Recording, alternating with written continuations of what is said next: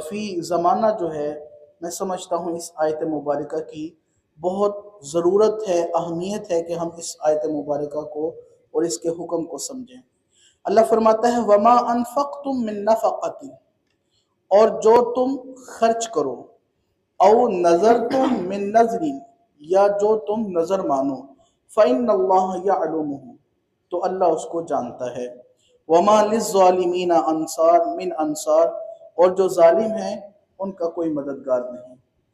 عزیزانی گرامی قدر، اس آیت مبارکہ میں اللہ رب العزت نے دو چیزوں کا ذکر فرمایا ہے۔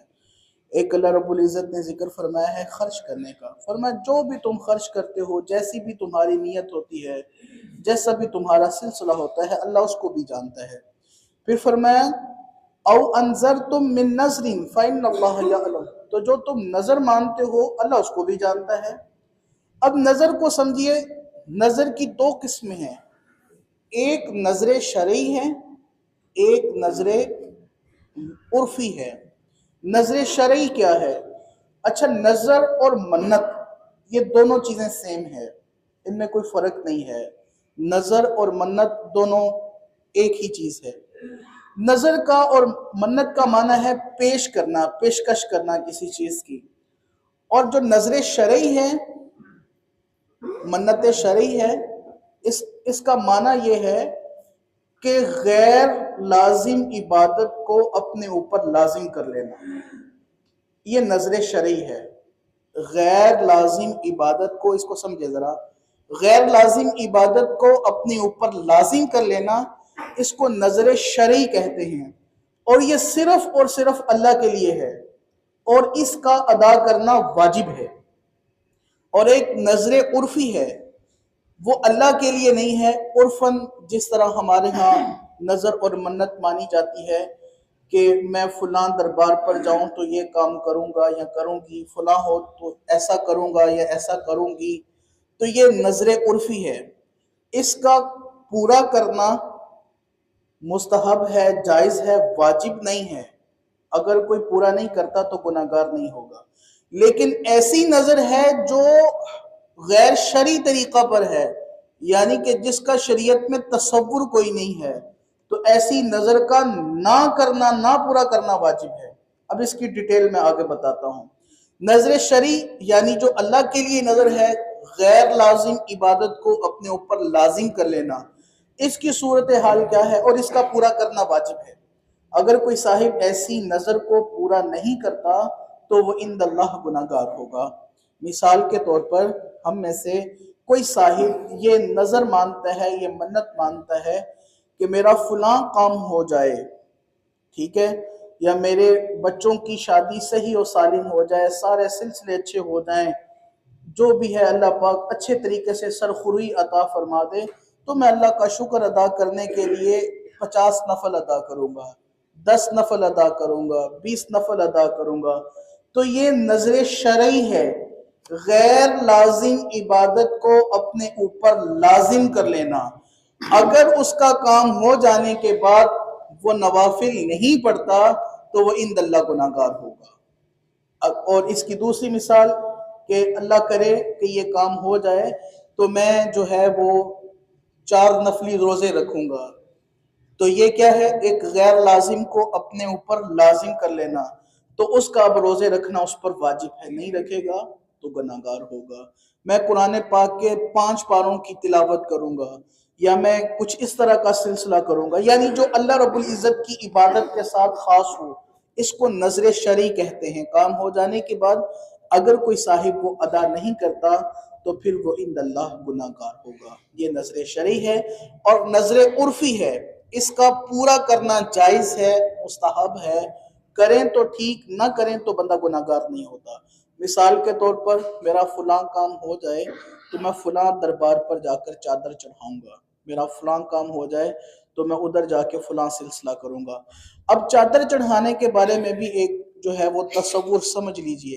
سیدی اعلیٰ حضرت عظیم البرکت رحمت اللہ علیہ ورضی اللہ تعالیٰ عنہ، آپ کا فتویٰ ہے کہ مزار پر بیک وقت ایک چادر ہو، صرف ایک چادر، اس سے زیادہ چادروں کا ہونا یہ جائز نہیں ہے۔ وہ جو چادر آپ مزارات پر 20 30 40 50 چادریں چڑھ رہی ہوتی ہیں، یہ شرن یہ جائز نہیں ہے۔ ایک ہی چادر ہو، وہ جب بوسیدہ ہو جائے، پھٹ جائے بالکل، تو پھر اس کو چینج کر کے ایک نئی چادر رکھی جائے، یہ اتنا جائز ہے، اس کے علاوہ اور جائز نہیں۔ یہ ہمارے ہاں دھڑا دھڑ جناب جب عرس وغیرہ ہوتے ہیں تو چادریں چڑھائی جا رہی ہوتی ہیں، غریب کی بیٹی کے سر پہ چادر نہیں ہے اور بابا جی کا مزار جو ہے وہ چادروں سے بھرا پڑا ہے۔ یہ یقین کیجئے، یہ بڑی کلفت ہے، یہ بڑی قسم پرسی ہے، یہ ہم اپنے اوپر اپنے معاشرے پر بہت بڑا ظلم کرتے ہیں۔ قیامت کے دن یہ بھی پوچھا جائے گا۔ تو چادر کا بھی جو تصور ہے وہ صرف اتنا ہے کہ ایک چادر ہو، وہ پھٹ جائے، بوسیدہ ہو جائے، تو پھر دوسری چادر چڑھائی جائے۔ یہ سید اعلیٰ حضرت کا فتویٰ ہے۔ تو مثال کے طور پر کوئی چادر چڑھانے کی منت مان لیتا ہے، کوئی یہ منت مان لیتا ہے کہ میں وہاں کے مجاوروں کو کھانا کھلاؤں گا، وہاں پر جا کر کے کھانا بانٹوں گا، یہ نظر عرفی ہے۔ یہ اس کا پورا کرنا مستحب ہے، جائز ہے، لیکن اس کا واجب نہیں ہے۔ اب ایک وہ نظر ہم مان لیتے ہیں جو کہ سراسر حرام ہے، جس کا پورا نہ کرنا جو ہے یہ واجب ہے، وہ کیا ہے؟ ہمارے ہاں یہ بڑا ماحول پایا جاتا ہے کہ اگر یہ سلسلہ ہو گیا نا میرا، تو بابا جی لسوڑے شاہ، تصور کیجئے لسوڑے شاہ، اس کے دربار پر ایک لسوڑی ہے تو اس کو دھاگا باندھ کر آؤں گا یا دھاگا باندھ کر آؤں گی۔ زیادہ تر یہ ایسی منتیں عورتیں مانتی ہیں، ایسی نظریں عورتیں مانتی ہیں۔ اگر مرد کا پہرا ہو گھر میں اور مرد کا راج ہو تو گھر کی خواتین ایسے کبھی کام نہیں کرتی۔ اب آپ دیکھ لیجئے میں کس قدر یہ زوال کی داستان آپ کے سامنے رکھوں۔ اب حضور سیدی حق باہو سلطان رحمت اللہ تعالی علیہ، ساری زندگی آپ نے ذکر اللہ کے ساتھ گزاری، ساری زندگی اللہ اللہ کر کے گزاری، اور آج ان کے مزارات پر جو تحریفات ہو رہی ہیں، اگرچہ لوگ فتویٰ لگا دیں مجھ پہ کہ جناب مولوی صاحب پتہ نہیں کس عقیدے سے تعلق رکھتے ہیں، الحمدللہ میں بارہا بتاتا ہوں اور واضح کرتا ہوں، عقیدہ وہی ہے جو سید اعلیٰ حضرت کا ہے، عقیدہ وہ ہے جو حق چار یار والا ہے، لیکن یہ کبھی ہاتھ کو سامنے رکھنا یہ ضروری ہے۔ اب وہاں پر ایک باقاعدہ کمرہ ہے، احباب گرامی یقیناً کوئی نہ کوئی گیا ہوگا، اور اس کمرے میں کیا ہے جناب، یہ گڈیاں پٹولے، وہ چھوٹے چھوٹے بنائے ہوئے کھلونے، اور یہ گیند بلا، اور یہ اس طرح سے وہ سارا جو ہے وہ جناب کمرہ ایک خاص طور پر بھرا پڑا ہے، تو اس کا کوئی تصور نہیں ہے۔ یہ جناب گڈیاں چڑھانا، گیند بلے جا کر کے چڑھانا، کھلونے چڑھانا، یہ شرن جائز نہیں ہے۔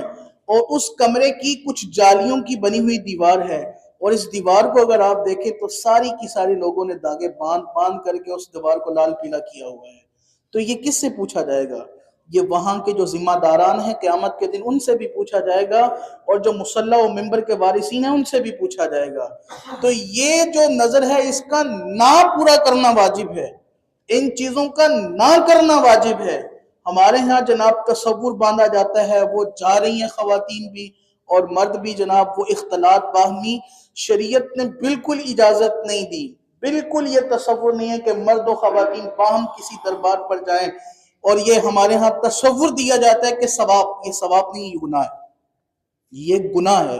ہمارے ایک دوست یہاں سے باقاعدہ ایک گاڑی لے کر کے گئے، بڑی گاڑی، اور وہ جناب وہ کراچی اور آگے تک دربارات پر، اور بیچ میں عورتیں بھی اور مرد بھی، تو وہ بڑی تعریف سے مجھے بتانے لگے۔ میں نے کہا حضرت تعریف سے نہ بتائیے، آپ عند اللہ گناہگار ہیں، آپ اللہ کے نزدیک گناہگار ہیں، آپ امت کا بیڑا غرق کر رہے ہیں۔ کس نے اجازت دی ہے کہ جناب مرد و خواتین باہم اختلاط کر کے درباروں اور مزاروں پر جائیں؟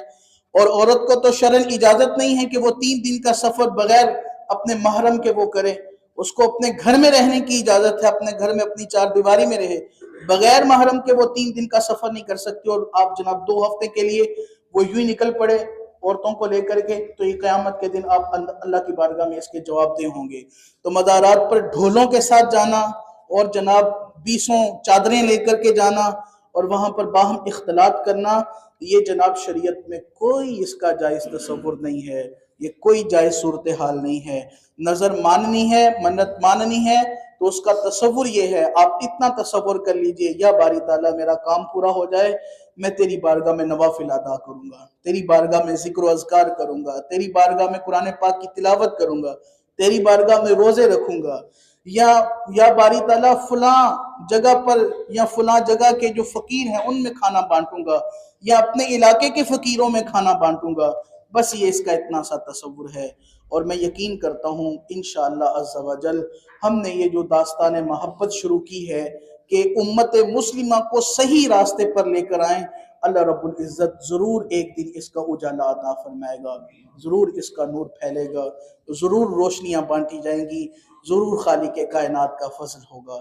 اللہ رب العزت کی بارگاہ میں دعا کرتے ہیں الہ العالمین ہمیں صحیح معنوں میں قرآن کو، حدیث کو، اولیاء کرام کو، ان کی محبت کو سمجھنے کی توفیق عطا فرمائے، آمین بجاہ طہ و یاسین۔ الصلاۃ والسلام